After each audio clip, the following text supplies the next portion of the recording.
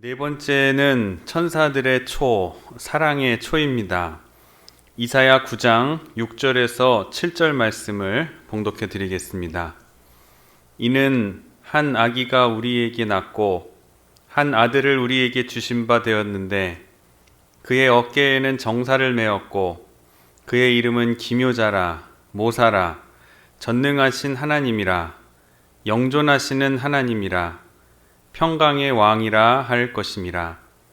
그 정사와 평강의 더함이 무궁하며 또 다윗의 왕좌와 그의 나라에 군림하여 그 나라를 굳게 세우고 지금 이후로 영원히 정의와 공의로 그것을 보존하실 것이라. 만군의 여호와의 열심히 이를 이루리시리라. 아멘. 이 촛불을 은총의 상징으로 밝힙니다. 평강의 왕으로 찾아오시는 우리 주님을 영혼의 등불을 켜고 깨끗한 마음으로 맞아들이게 하옵소서. 곧 오소서 임마누엘.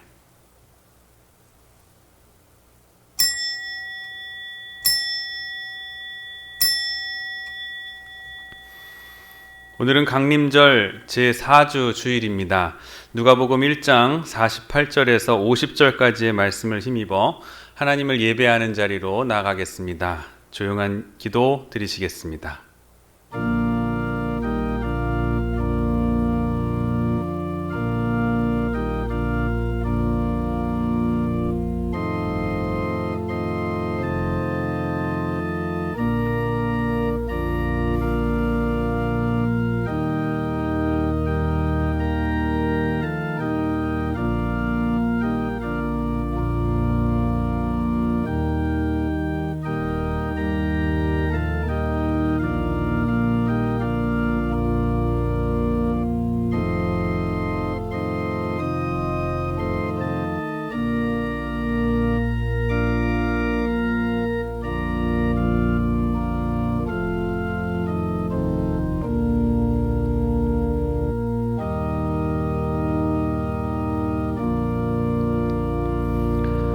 그의 여종의 비천함을 돌보셨음이라. 보라, 이제후로는 만세의 나를 복이 있다 일컬으리로다. 능하신 이가 큰 일을 내게 행하셨으니 그 이름이 거룩하시며 긍휼하심이 두려워하는 자에게 대대로 이르는도다. 아멘. 찬송가 104장 찬송하겠습니다.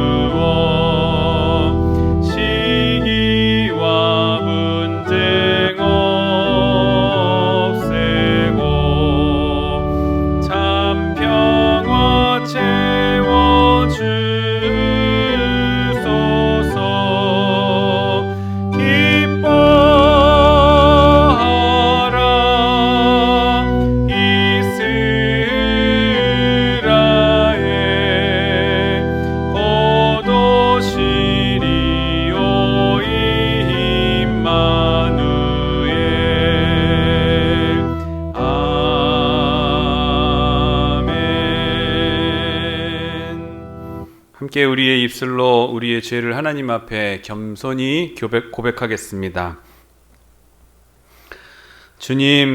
주님께서는 권세 있는 자를 내리치고 비천한 자를 높이기 위해 이 땅에 오신다고 말씀하셨습니다.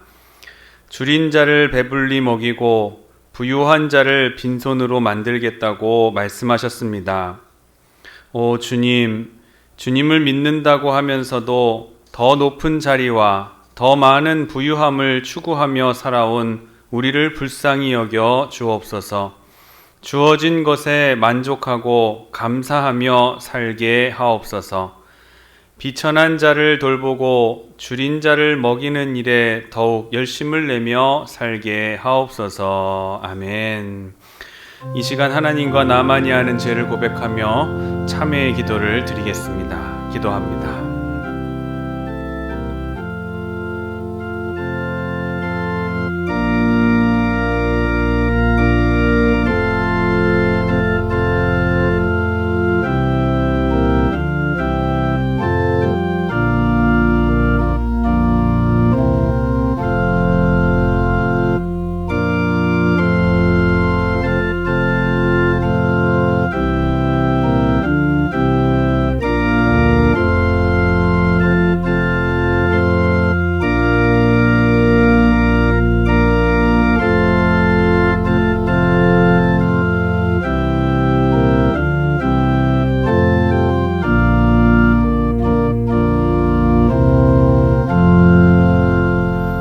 죄의 고백과 더불어 네 가지의 기도 제목을 가지고 함께 기도합니다. 하나, 예배자의 자세를 잃지 않고 오늘도 예배에 집중하며 승리할 수 있도록. 둘, 하나님께서 기뻐하시고 이끄시는 우리 교육관 건축이 될 수 있도록. 셋, 코로나19의 전염병이 속히 진정될 수 있도록. 넷, 우리 가정의 문제와 영육 간의 강건함을 위해 합심으로 이 시간 기도하도록 하겠습니다. 사랑과 은혜가 풍성하신 하나님 아버지, 주님의 은혜와 사랑을 감사드립니다. 오늘도 일주일이 지나 다시 한번 주님의 전으로 예배 자리로 우리를 불러 모아주시고 함께 예배할 수 있도록 인도하시니 감사드립니다. 각자가 있는 처소에서 위치에서 하나님을 예배하는 것을 게을리하지 않으며 하나님의 뜻을 따라 이 자리에 모인 우리 모든 위에 머리에 앉아 주시고 예배의 시간이 복된 귀한 은혜 받는 시간이 될 수 있도록 인도하여 주시옵소서. 샬롬의 하나님께서 우리에게 평강을 경험케 하시는 귀한 예배가 되게 하여 주옵시며 평강의 왕으로 오신 예수님의 성탄을 기뻐하며 이 시간 우리 그 평강의 왕으로 내 마음의 주를 삼고 대속자 되신 예수님을 우리들의 마음 가운데 중심으로 모셔드릴 수 있는 기쁜 예배가 될 수 있도록 인도하여 주시옵소서. 우리 교회 교육과를 건축하게 하시니 감사를 드립니다. 모든 부족함과 결핍함 채우시고 모자란 것 하나님의 능력으로 채워주시는 귀한 역사 나타나며 모든 공사가 안전사고 없이 진행될 수 있도록 주님 인도하여 주시옵소서.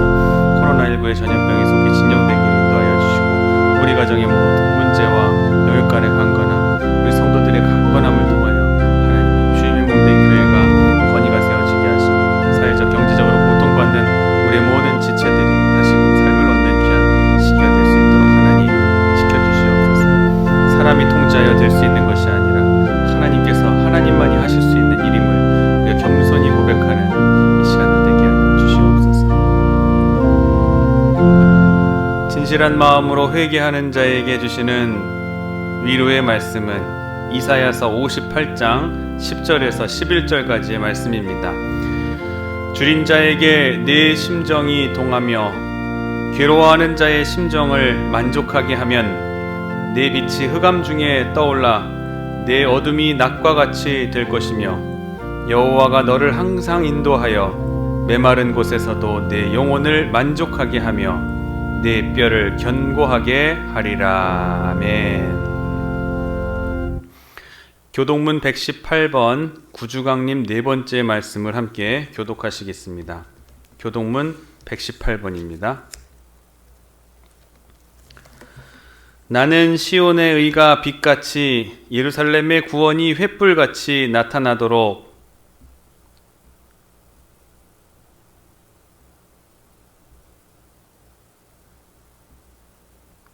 이방 나라들이 내 공의를 뭇 왕이 다 내 영광을 볼 것이요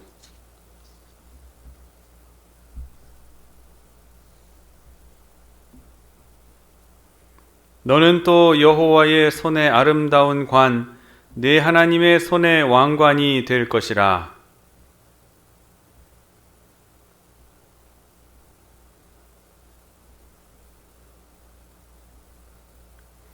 불이 섭을 사르며 불이 물을 끓임 같게 하사 주의 원수들이 주의 이름을 알게 하시며 이방 나라들로 주 앞에서 떨게 하옵소서.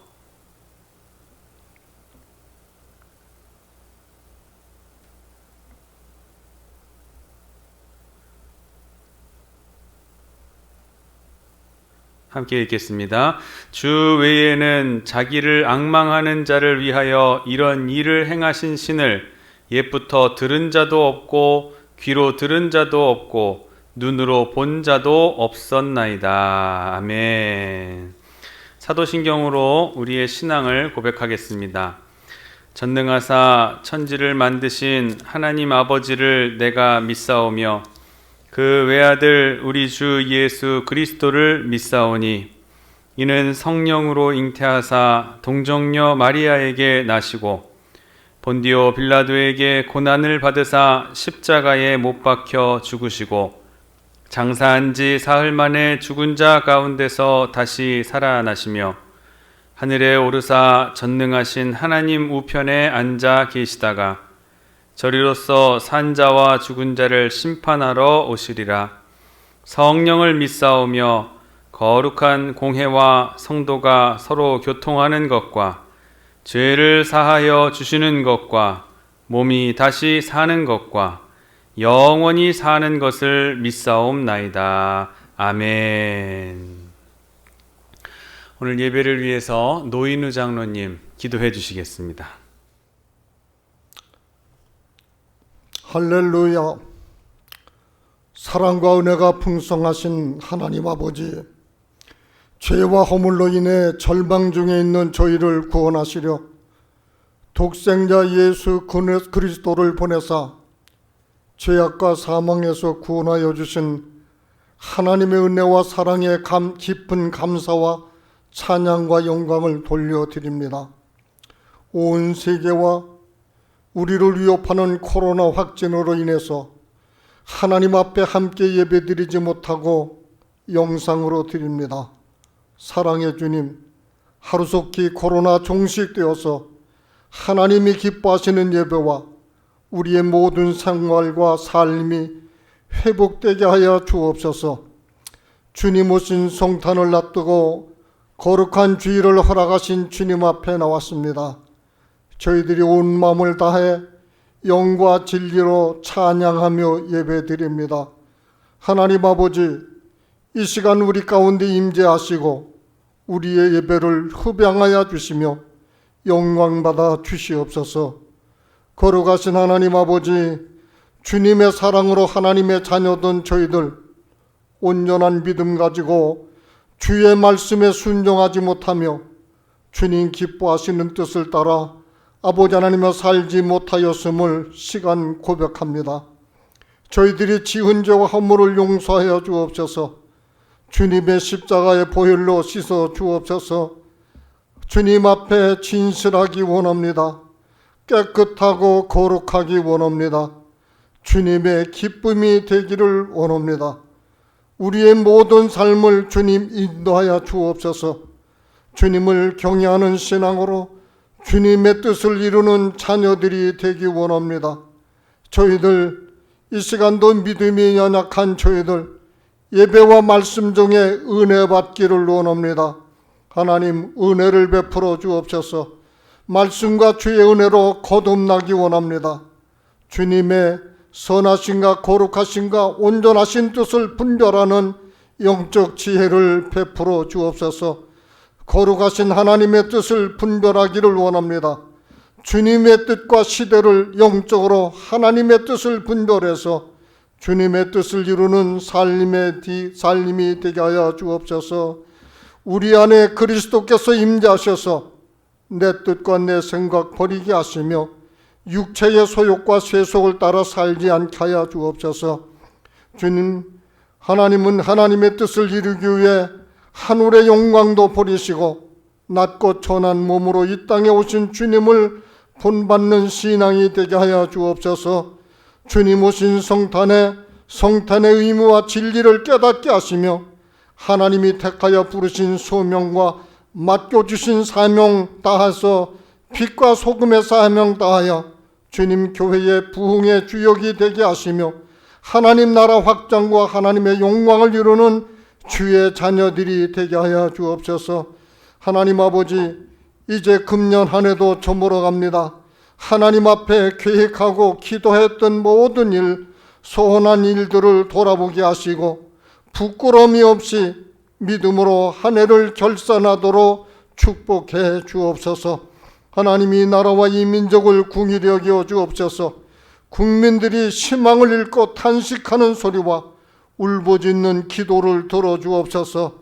이 땅에 평화의 왕으로 오신 주님의 성탄의 기쁜 소식이 온 누리에 임하셔서 평화로운 나라가 되게 하여 주옵소서. 에스겔 골짜기의 마른 뼈들에게 주의 영 임하신 것 같이 주의 제단과 우리나라와 이 민족 위에 하나님의 영 임하여 주옵소서. 주의 백성들이 모르드게와 에스더 같이 기도합니다. 내가 만일 이때에 잠잠하여 말이 없으면 유다인은 다른 데로 말미암아 구원을 얻으려니와 너와 내 아버지 집은 멸망하리라. 내가 이 자리를 얻은 것은 이 때를 위함이 아니냐.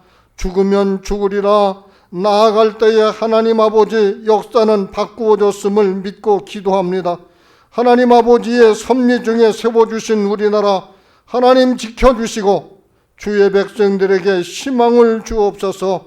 오늘 이 귀한 시간도 하나님의 귀한 말씀을 전하신 목사님 함께하여 주시고 주시는 말씀을 통해서 저희들이 생명의 양식이 되게 하시며 주님이 세우신 교회와 우리의 가정과 일터 위에 주님의 사랑과 은혜로 축복해 주옵소서. 이 시간도 우리의 예배를 통해 하나님 영광 받으시기를 원하며 우리를 사랑하시는 우리 구주 예수님의 이름 받도록 간절히 기도하옵나이다. 아멘.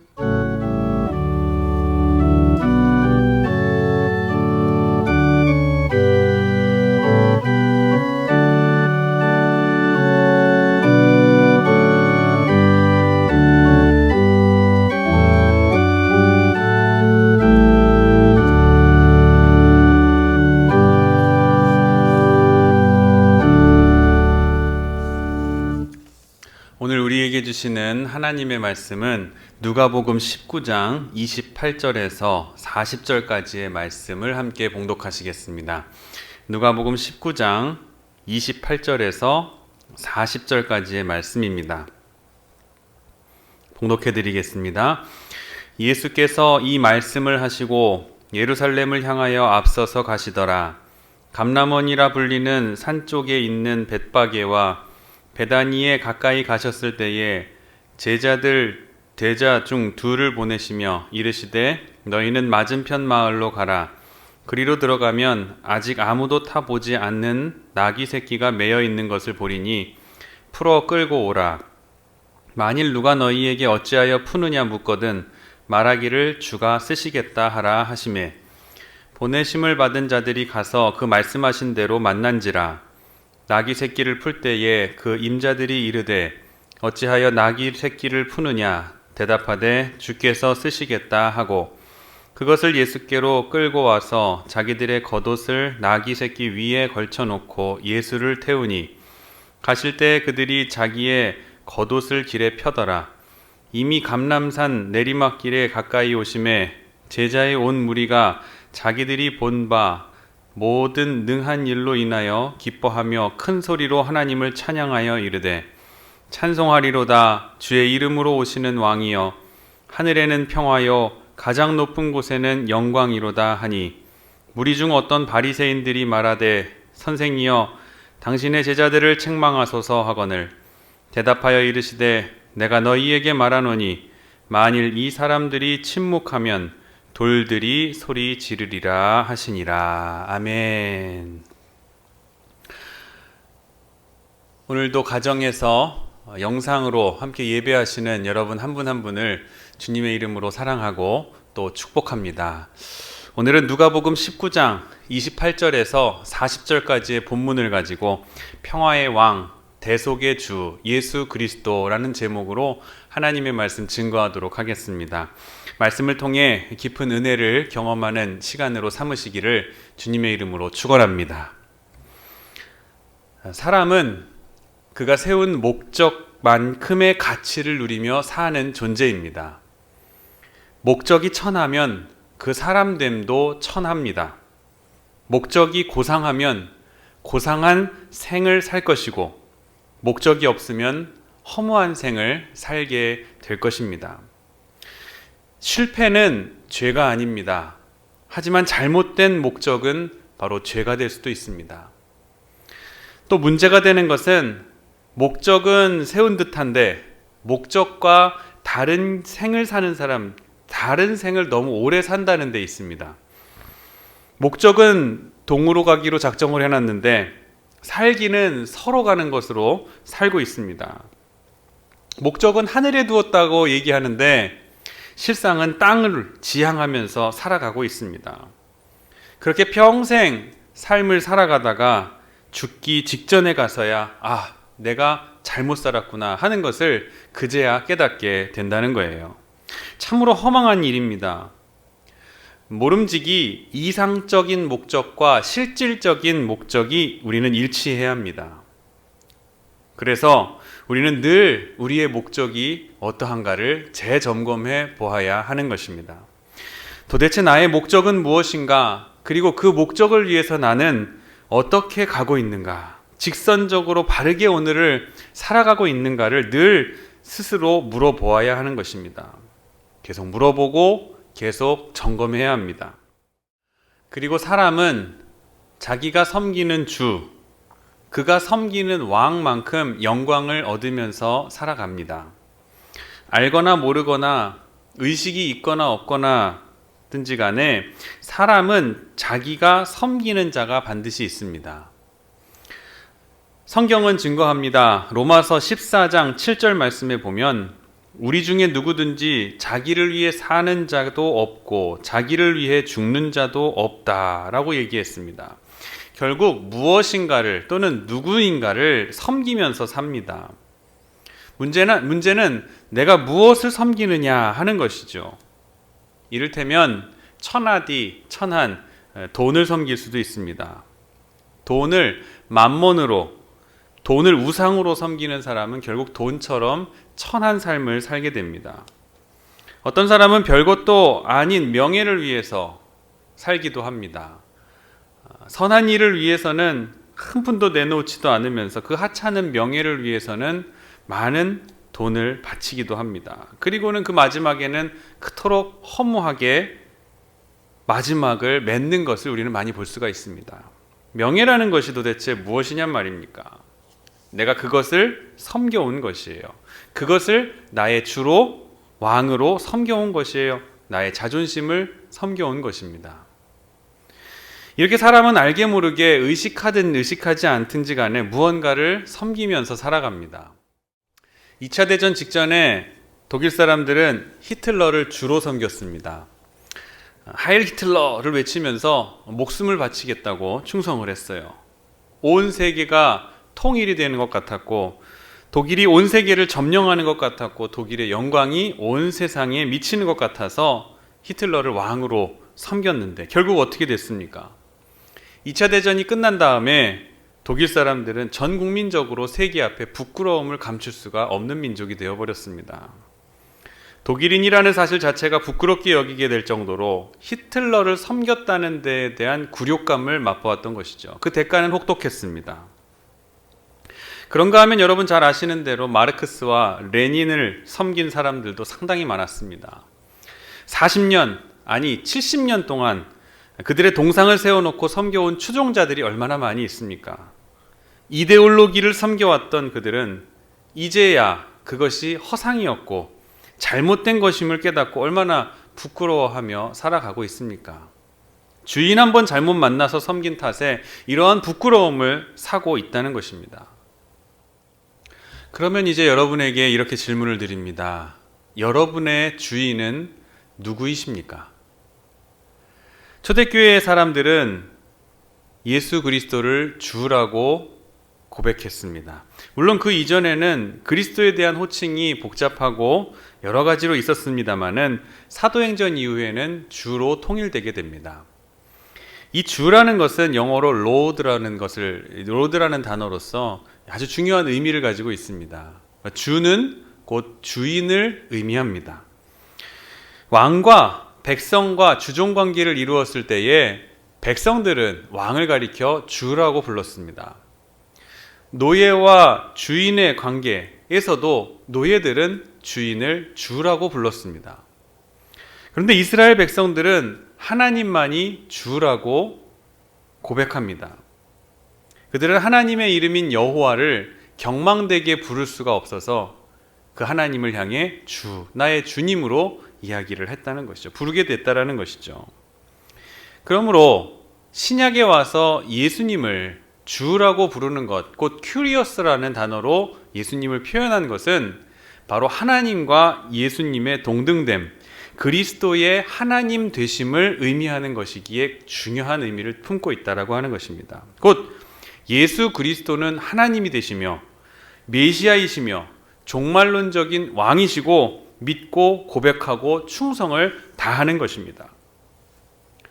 만유의 인력 법칙으로 유명한 영국의 물리학자 아이작 뉴턴에 의하면 세상에는 세 종류의 사람이 있다고 이야기합니다. 첫째는 인생을 깊이 하려는 요나 같은 사람이 있다고 해요.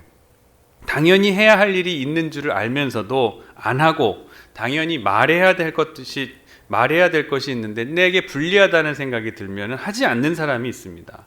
선한 일이 여기에 있는 줄 알면서도 기피하고 인생을 기피하고 사람답게 살기를 기피하는 사람, 힘든 일은 요리조리 피하고 쉬울 것만 같은 일만 찾아서 하려는 사람, 기회주의적이고 기피주의적인 삶을 사는 사람이 바로 첫 번째 인생을 기피하려는 요나 같은 사람이라는 거예요. 두 번째는 말을 타고 가되 말의 모가지에 간신히 매달려 있는 것 같은 사람이 있다라고 했어요. 말을 잘 타는 사람은 아무리 거친 말이라고 한다 할지라도 일단 말에 올라타면 먼저 고삐를 쥐고 그 다음엔 그 말을 내 마음대로 가고 싶은 곳으로 제어를 합니다. 이리 갈 수도 있고 저리 갈 수도 있는 거예요. 그러나 말을 잘 탈 줄 모르는 사람은 급하게 달리는 말 위에서 덩달아 그 말과 초조해지고 조급해지게 됩니다. 그래서 내가 떨어지면 여기서 죽는다라는 생각에 말의 모가지만 꼭 잡고 있는 거예요. 고삐를 쥐고 있는데 이 말이 내 맘대로 움직여지지를 않는 거예요. 그 말은 주인의 말에 탄 사람의 말을 듣지 않는다는 거예요. 달리는 말에 매달려서 가는 사람, 지금 놓치면 죽는다는 생각에 말 모가지를 꽉 붙들고 거기 매달려가는 모습을 한번 상상해 보십시오. 죽지 않고 살기 위해 무엇인가 계속 끌려가듯한 인생을 사는 사람, 생각할 겨를도 없이 또 물을 겨를도 없이 그냥 어딘가로 무작정 끌려가는 그러한 사람이 있다는 겁니다. 마지막으로 세 번째 유형의 사람은 나를 창조한 하나님을 알고 또 나를 위하여 죽으신 예수 그리스도를 알며 그 하나님께 자신의 모든 운명을 온전히 위탁한 채 살아가는, 그래서 평안과 자유를 누리며 살아가는 사람이 있다는 것입니다.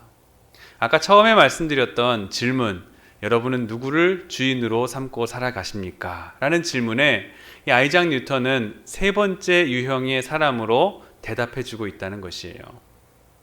여러분께도 묻고 싶습니다. 여러분은 어떤 유형이 되고 싶으십니까? 바라기는 우리 모두가 세 번째 유형, 곧 자기를 창조한 하나님을 알고 나를 위해 죽으신 예수 그리스도를 알고 그 하나님께 우리의 모든 것을 위탁해서 온전한 위탁을 통해 자유와 평안을 누리고 살아가시는 저와 여러분이 되시기를 주님의 이름으로 간절히 축원합니다. 복음서에 보면 예수님께서 처음 사역하실 때에 우리 예수님은 사람들에게 의원으로 알려졌습니다. 가는 곳마다 병을 치료하셨기 때문이죠. 예수님을 그래서 희한한 의사로서 생각하는 사람들이 많이 있었습니다. 그 다음에는 말씀을 잘 풀어서 가르치시니까 랍비라고 생각을 했습니다. 가는 곳마다 또 낮은 자세로 섬기시면서 봉사하시는 겸손한 모습을 통해 봉사자라고 생각했습니다. 또 그뿐만이 아니에요. 율법을 잘 가르치시는 율법 해석자로 예수님을 생각했습니다. 이적을 많이 행하시니까 능력 있는 분, 권세의 사람 이렇게 알려지고 인정받게 되셨습니다. 그런데 이런 여러 가지의 역할을 통해서 예수님께서 관심을 대중들의 눈에 받게 되셨지만 그 가운데 가장 중요한 것이 진짜 이 땅에 오신 예수님의 이유, 이 땅에 예수님이 오신 진짜 이유에 대해서는 마지막에 가서야 이제 밝히 드러내고 계십니다. 이전까지는 잠잠하라, 때가 아직 이르지 아니하였느라 하면서 쉬쉬 감추시던 바로 그것을 이제 본문에서 밝히시는데, 그 내용이 얼마나 중요한가 하면은 그 소식을 듣고 전하지 않으면 저 입 없는 돌들에게도 입을 열어 소리치게 하시겠다라고 할 정도였다는 거예요. 그것은 바로 우리 예수님이 대속주가 되어 주셨다라는 사실이에요. 믿으시면 아멘 하시겠습니다. 마태복음 16장에서 예수님께서는 죽을 자를 대신하기 위하여 대신 죽는 대속주, 대속물로 오셨음을 말씀하고 계십니다. 그리고 참된 제사장이시고 또 죄인들의 친구가 되시기도 하시다는 거예요. 그러나 빼놓고 설명할 수 없는 것, 예수님께서는 왕이시다라는 이해를 가지고 있어야 된다는 거예요. 예수님께서는 불치의 병을 고쳐주시는가 하면 나면서부터 소경된 자를 눈뜨게 하시기도 하고 죽은 자를 살리시기도 하시는 권능을 보여주십니다. 이것이 뜻하는 바는 예수님은 바로 생명의 주인이 되신다라는 것을 뜻하고 있습니다. 저들에게 나타나시고 계시하고 계시는 거예요. 예수 그리스도를 이해할 수 있는 여러 가지 측면 중에서 또 중요한 부분은 그분은 사죄권을 행하실 수 있는 분이라는 거죠. 사죄권이 뭡니까? 내 죄를 사하여졌다. 내 죄가 사하여졌느니라. 내 죄가 사함받았느니라. 선언할 수 있는 것이 바로 사죄권을 행사하신다는 거예요. 예수님은 예수님께서 이 사죄권을 행하셨다라는 것은 예수님께서 곧 하나님이 되셨다. 그리고 하나님의 아들 되심을 선언하시고 계시는 증거가 되는 거예요. 예수님이 하나님의 아들이심을 밝히 드러내는 증거가 바로 이 사죄권 안에 담겨 있다는 겁니다. 우리가 예수님을 믿는 목적도 뭡니까? 예수님께서 사죄할 수 있는 능력이 있기 때문에 우리가 예수님을 믿는 겁니다. 예수님만이 우리의 죄를 사하실 수 있다고 믿기 때문에 우리가 예수님을 믿는 거예요. 예수님은 곧 하나님이시라는 것을 우리가 인정하기 때문에. 우리는 남의 잘못을 용서할 수 있습니다. 또 혹은 내 잘못을 사과할 수도 있어요. 하지만 죄는 사해질 수가 없습니다. 죄는 우리 스스로 사할 수가 있는 것이 아니에요. 죄는 하나님과의 관계에서 있기 때문에 오직 하나님만이 죄 사함의 권세를 행하실 수가 있다는 거예요. 그런데 예수님께서 오늘 당당하게 내 죄 사함을 받았느니라, 내 죄가 사하여졌느니라 라고 당당하게 선언하고 말씀하시고 사죄권을 행하십니다. 이것이 결정적인 사건인 거예요. 성경은 자세히 보면은 예수님께서는 본래 하나님이시고 말씀으로 오셨습니다마는 계시하시는 과정이 계단을 밟는 것처럼 발전적인 과정을 통해서 나타나신다는 것을 알 수가 있습니다. 본래의 모습에서 예수님께서 생애를 통해서 몇 가지로 드러내셨어요. 그리고 난 다음에 부활하신 다음엔 만왕의 왕으로 이해가 되시고 있음을 사도행전이 나타냅니다. 예수님은 살아계신 왕이 그리스도이시고 영원히 살아계실 왕이시고 또 재림하실 분이며 역사를 주관하신 심판하실 분이라고 이해하고 고백하는 것이 사도행전의 내용입니다. 복음서의 마지막인 마태복음 28장에 바로 이 부분을 증거하고 있는 겁니다. 볼지어다 내가 세상 끝날까지 너희와 항상 함께 있으리라 하시니라. 영원히 살아계실 왕이라는 거예요. 이것이 바로 우리 예수님의 모습입니다. 성경의 예언에는 예수님께서 메시아로 나타납니다. 왕, 제사장, 선지자, 이걸 통합적으로 또 이상적으로 또 종말론적으로 표현하는 표현이 바로 메시아예요.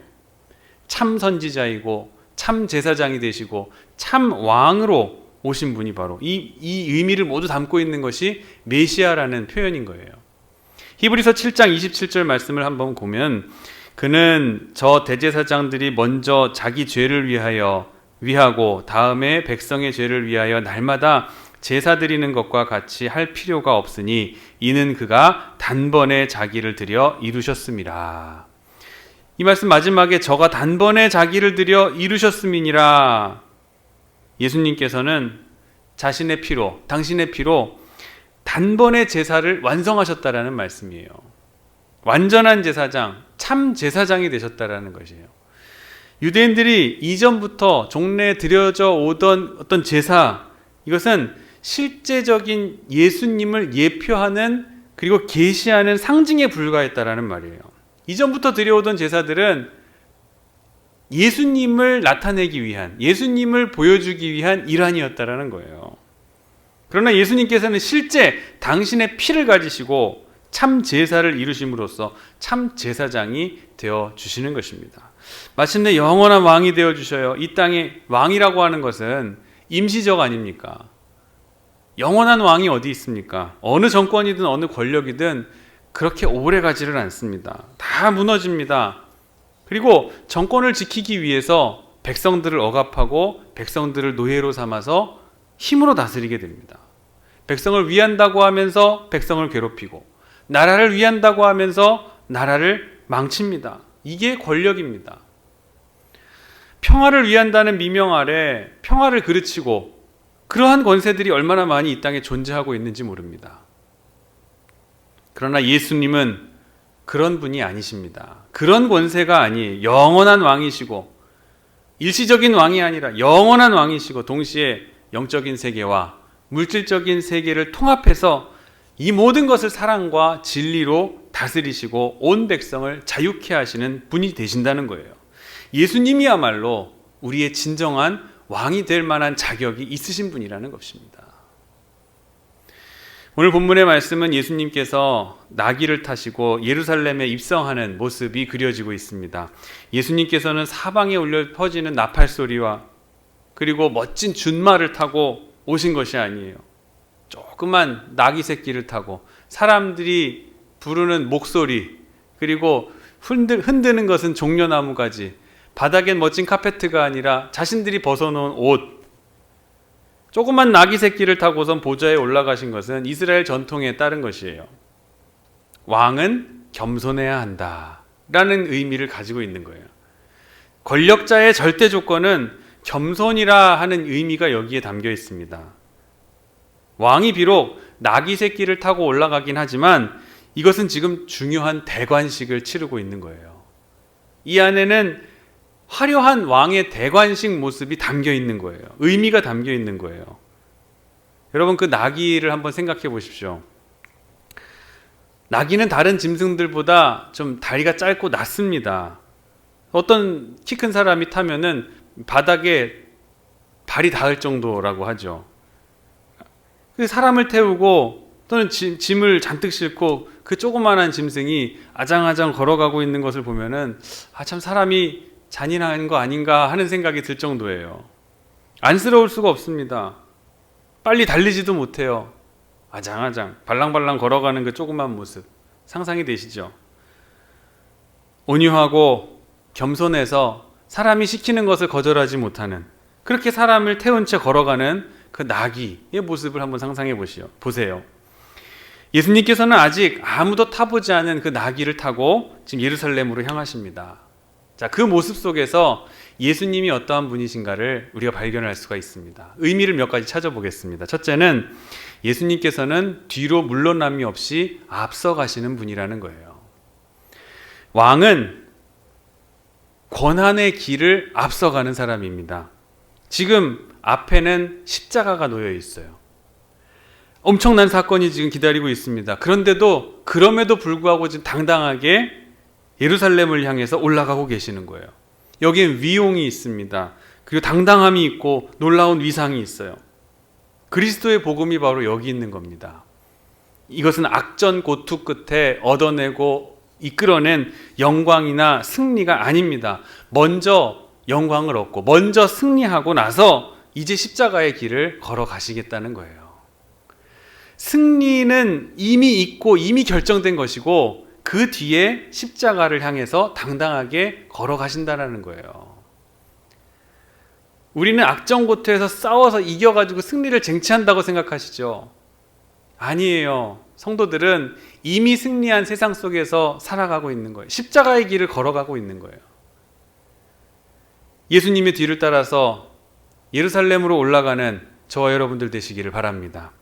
둘째는 왕권을 행사하셨습니다. 왕권을 행사하세요. 여기서 우리는 예수님의 예지를 엿볼 수가 있어요. 예수님께서 제자들에게 맞은편 마을로 가서 매어있는 나귀 한 마리를 가지고 와라. 만약에 주인이 어디에다 쓰려고 하느냐 물으면 주께서 쓰시겠다고 대답하라. 그렇게 얘기를 하고 명하셨어요. 예수님께서는 지금 남의 소유, 남의 나귀를 데려고 오라 말씀하시는 거예요. 바로 이것이 왕권입니다. 모든 것이 왕의 소유라는 뜻이에요. 아마도 그 나귀의 주인은 예수님을 알아봤던 것 같습니다. 예수님께서 행하시는 능력을 보았을지도 모르고 어쩌면 예수님께서 그 사람의 병을 치유해 주셨을지도 몰라요.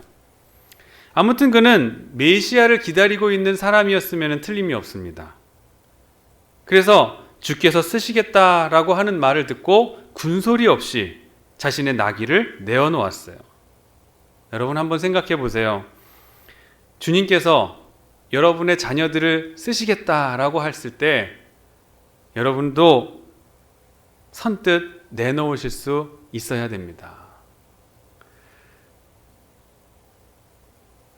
물질도, 돈도, 명예도, 때로는 생명도 마찬가지입니다.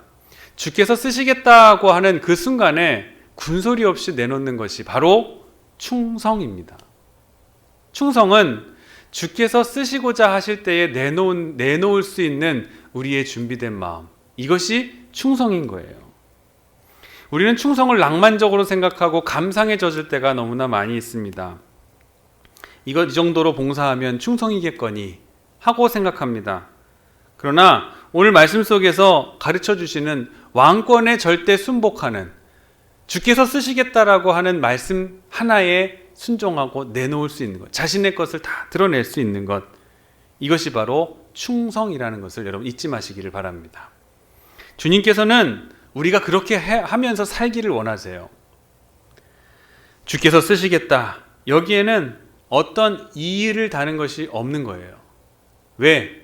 주님은 왕권을 가지고 계시기 때문에, 왕권을 행사하시는 분이시기 때문에. 나귀 주인이 군말 없이 자신의 나귀 새끼를 내놓은 것처럼 우리도 왕의 권세 아래 순복하며 사는 성도가 되기를 원합니다. 세 번째, 예수님께서는 모든 오해를 무릅쓰고 지금 예루살렘에 입성하셨습니다. 예루살렘은 지금 로마의 속국입니다. 로마가 지배하는 도시예요. 로마가 다스리는 나라입니다. 여기에서 지금 대관식 같은 행렬을 펼치고 있다니 지금 말이 되는 겁니까? 많은 정치적인 오해가 여기에 있을 수가 있습니다. 또 무서운 일이 발생할 수 있어요. 그럼에도 불구하고 예수님께서는 지금 당당하게 그 모든 오해 속에서도 나귀를 타고 입성하고 계시다는 거예요.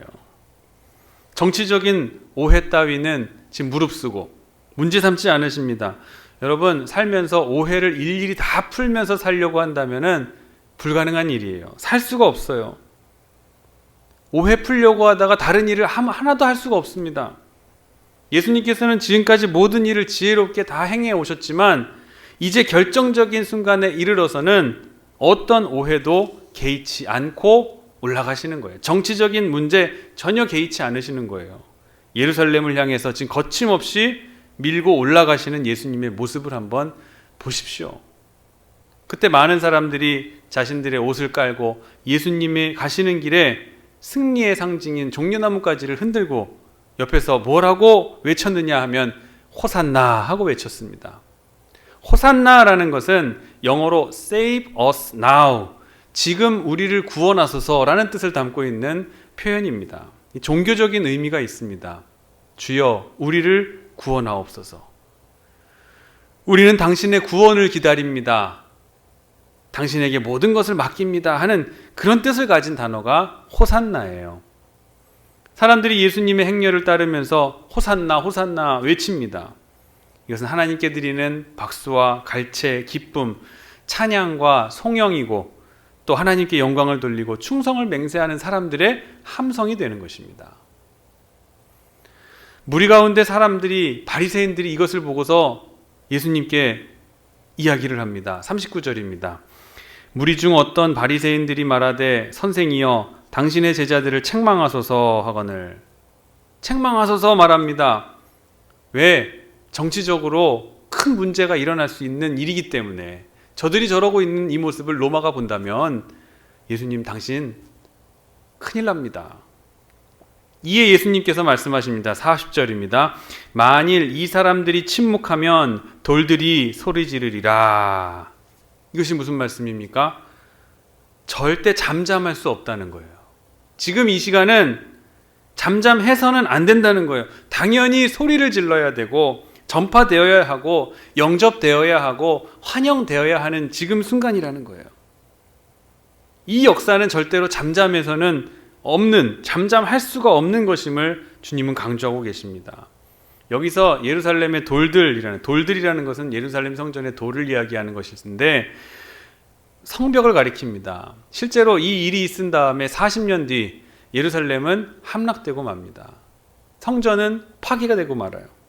이 돌들이 무너집니다. 그래서 이 사람들이 잠잠하면 돌들이 소리 지르리라. 대단히 중요한 말씀이에요. 반드시 하나님께서 영광을 받으셔야 되고 주님께서 영광을 받으셔야 되고 어떤 사건이나 어떠한 여건에서도 하나님의 권세는 그대로 집행되어야 한다는 것을 분명히 선포하고 계신다는 거예요. 말씀을 맺겠습니다. 우리가 연말이 되면 큰 교회 성가대나 또는 유명한 합창단에서 연주되는 곡 가운데 핸델의 메시아라는 곡이 있습니다. 작곡가인 핸델은 몸이 무척 약한 사람이었어요. 그리고 경제적으로는 어려워서 빚을 많이 지고 있었습니다. 그 많은 빚으로 인해서 고소를 당해 감옥에 들어가기도 했어요. 핸델은 믿음이 깊은 사람으로서 감옥에서도 사도 바울처럼 날마다 하나님 앞에 기도를 드렸습니다. 그러던 어느 날 하나님께 큰 은혜를 받는 환상을 경험하게 됩니다. 이 환상은 메시아라는 곡의 작곡으로 이어지게 되는데 그 원 악보를 보면 아직도 그때 흘린 눈물 자국이 악보에 고스란히 남아있다고 합니다. 그는 눈물로 하나님 앞에 감사하고 기도하면서 그 음악을 작곡을 하였습니다. 이것을 작곡하고 얼마 되지 않아 이 핸델은 눈이 그만 실명하고 맙니다. 그리고 좀 다시 시간이 흐른 뒤에 고난주간 메시아를 친히 지휘하고는 그 다음날 세상을 떠나고 말았습니다. 여러분, 메시아라는 곡을 자세히 들어보시면 그리스도를 찬양하고 있습니다. 그 가운데 가장 중요한 가사가 있습니다. 그가 다스리신다. 그가 다스리신다. 만왕의 왕, 그가 다스리신다. 역사를 다스리시고 온 우주를 다스리신다. 그 고난 가운데에서도 그리스도가 다스리신다. 이 메시아라는 곡 가운데에 이 그가 다스리신다, 주님이 다스리신다라는 표현이 무려 43번이나 계속해서 반복이 됩니다. 이것이 핸델의 메시아예요. 핸델은 이 음악을 통해서 하나님이 지배하시는 세계, 그리스도가 다스리시는 세계를 높이 찬양하고 있었던 것입니다. 성탄절을 앞두고 저는 우리에게 오신 예수님이, 평화의 왕으로 오신 예수님이 과연 나에게는 어떠한 의미로 받아들여져야 하는가 하는 것을 다시 한번 여러분들과 감동을 나누고 싶어서 오늘 말씀을 준비했습니다. 여러분, 우리를 위해서 죽으신 그리스도 아닌 것, 다른 것에 한눈 팔지 마시기를 바랍니다. 나를 위해서 죽으신 분 말고 어느 누구를 보겠다는 말입니까? 누구를 따르겠다는 거예요? 만왕의 왕이신 하나님께만 충성을 다할 것이고 또 메시아를 섬겨야 할 것이에요. 이렇게 섬길 때 비로소 그분이 우리의 모든 것을 책임져 주신다는 것을 믿으셔야 됩니다. 그때에 비로소 평화로운 나라, 백성이 되고 그분의 자녀가 되게 될 것입니다. 십자가 앞에서도 어떠한 고난 앞에서도 호산나 당신은 나의 왕이십니다. 나는 당신에게 충성을 다할 것입니다. 라고 맹세할 수가 있어야 되는 것이에요. 이것이 참 그리스도인이며 신앙인이라는 것을 여러분 꼭 잊지 마시기를 바랍니다. 우리는 그렇게 살아가야 합니다. 그리고 그렇게 살아가는 사람에게 그리스도의 영광이 함께 하게 될 것이에요. 성탄절을 며칠 앞둔 오늘 만왕의 왕으로 또 평강의 왕으로 그리고 우리의 내 삶의 주인으로 오신 그리고 나를 대속하기 위해서 이 땅에 오신 예수님을 깊이 묵상하고 그분을 주인으로 모시고 살아가시는 저와 여러분이 되시기를 주님의 이름으로 간절히 축원합니다. 기도하겠습니다. 주님 감사합니다. 그가 다스리신다. 그가 다스리신다. 만왕의 왕 그가 다스리신다. 역사를 다스리시고 온 우주를 다스리신다.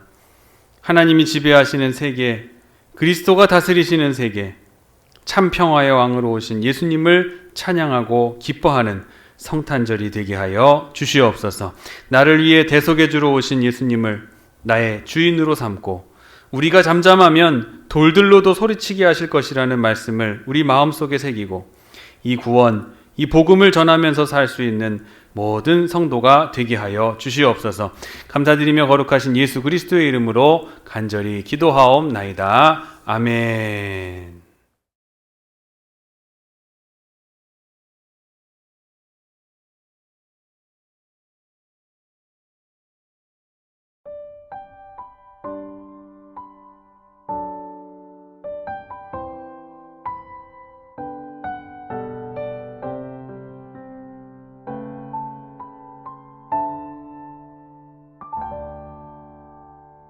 이 세상 가장 아름다운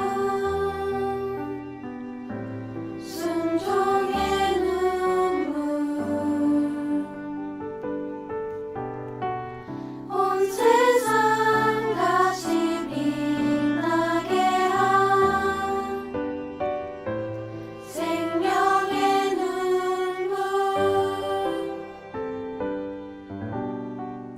그가 이 땅에 오신 이유 죽어야 살게 되고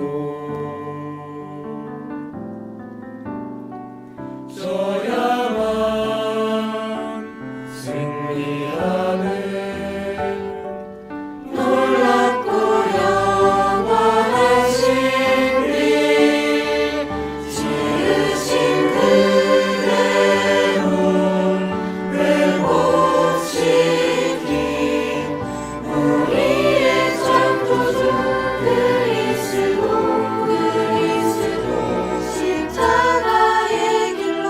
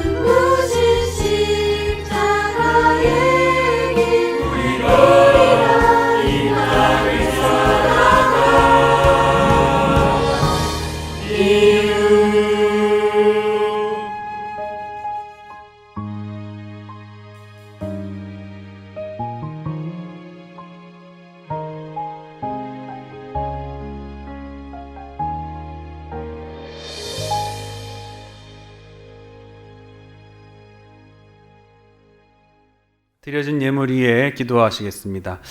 주님 감사합니다.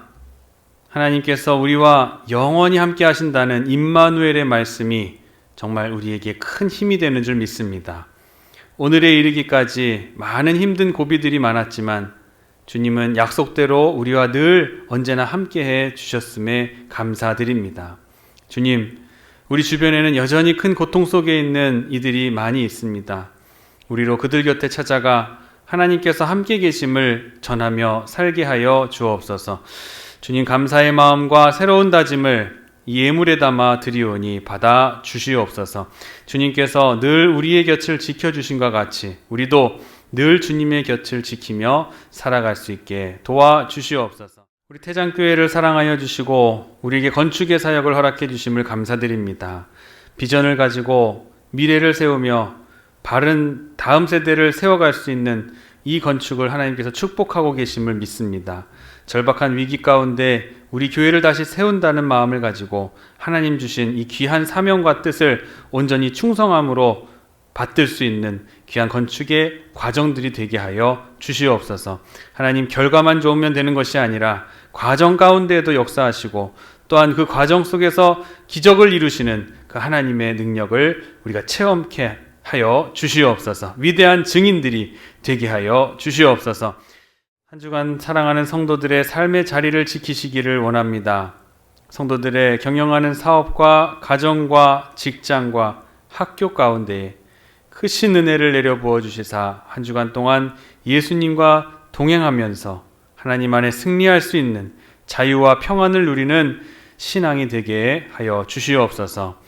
함께하지 못하고 있는 우리의 지체들, 육신이 연약함으로 인해 고통당하는 지체들, 하나님께서 참 의원 되어 주셔서 저들의 약한 부분을 채워주시고 치료하여 주시기를 간절히 원합니다.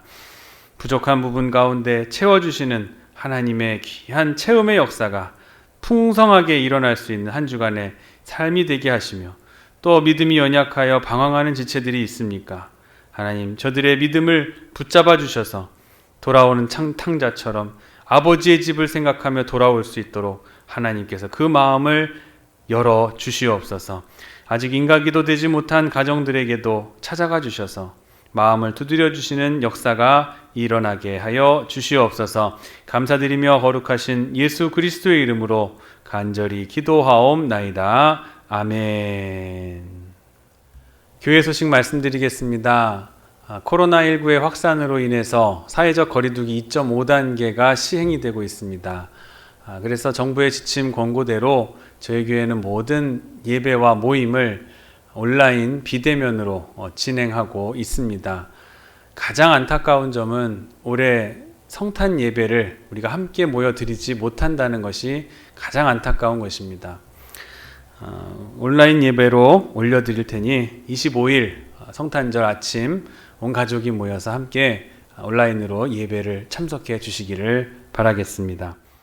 27일까지 이어지는 2.5단계 지금 상황이 어떻게 될지는 잘 모르겠습니다만은, 예상할 수가 없습니다만 많이 좋지 않은 것은 사실입니다. 하지만 상황을 좀 희망적으로 좀 본다면 우리가 31일 송구영신 예배를 함께 드릴 수 있었으면 참 좋겠다라는 그런 바람은 가지고 있습니다.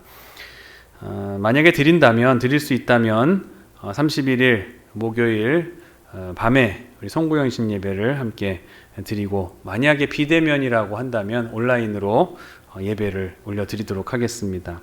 신년감사 예배는 2021년 내년 1월 3일 우리 예배 드립니다. 이 사회적 거리두기 때문에 연기된 우리의 당회 1월 3일 예정으로 개최하도록 하겠습니다. 이로 인해서 인사기획위원회 모임이 다음 주 주일 오후 1시 30분에 목양실에서 모이도록 하겠습니다. 구역회도 1월 10일 주일 당회 한 주 후에 당회가 이루어진 그 다음 주에 구역회를 담임자 주제로 인도하도록 하겠습니다. 진행하도록 하겠습니다. 교역자 인사 이동이 있습니다. 교회학교 우리 아동부를 1년 동안 잘 담당해 주셨던 안채은 전도사님께서 이임하시고 후임으로 조영덕 전도사님이 오시게 됩니다. 인사는 다음 주에 광고를 통해서 드리도록 하겠습니다. 우리 교회 달력 몇 개 남지 않았습니다. 필요하신 분들 교회 로비에 준비되어 있으니 가져가셔서 활용해 주시기를 바랍니다.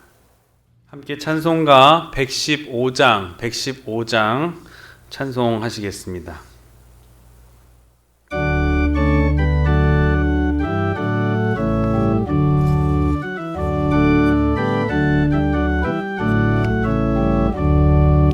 기쁘다 구주 오셨네 만 백성 맞으라 온 교회여 다 일어나 다 찬양하여라 다 찬양하여라 다 찬양하여라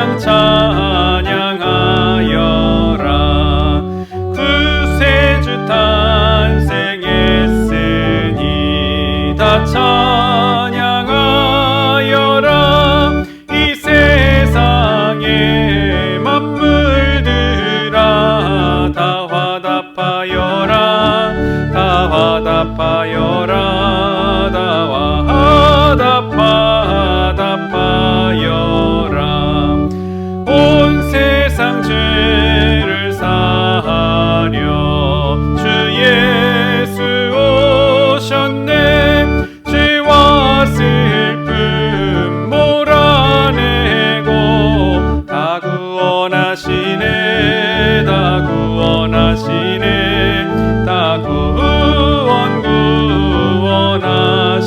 구원하시네 온 해와 진리 되신 주 다 주관하시니 만국 백성 구주 앞에 다 경배하여라 다 경배하여라 다 경배하여라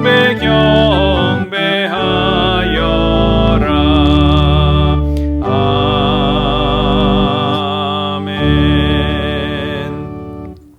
지금은 우리를 죄에서 구원해 주신 우리 구주 예수 그리스도의 은혜와 그 아들을 우리에게 주시고 십자가와 부활을 통해서 우리에게 큰 대속의 은혜를 베풀어 주신 아버지 하나님의 만극하신 사랑하심과 우리로 성탄의 기쁨 신앙으로 살아갈 수 있게 도와주시는 보혜사 성령님의 감화, 감동, 역사, 내조, 충만, 교통, 인도하심이 이 땅에 평화의 왕으로 오셔서 우리의 모든 죄를 대속하여 주시고 우리의 삶의 주인이 되시는 예수 그리스도를 이제 나의 구원자로 나의 주님으로 변함없이 삶고 살아가기를 결단하며 돌아가는 사랑하는 성도들의 머리 위에와 가정에서 영상을 통해 예배하는 사랑하는 모든 성도들이 기도하는 그 손길 위에 또 이 땅의 하나님의 교회들 위에 성도들의 사업과 직장과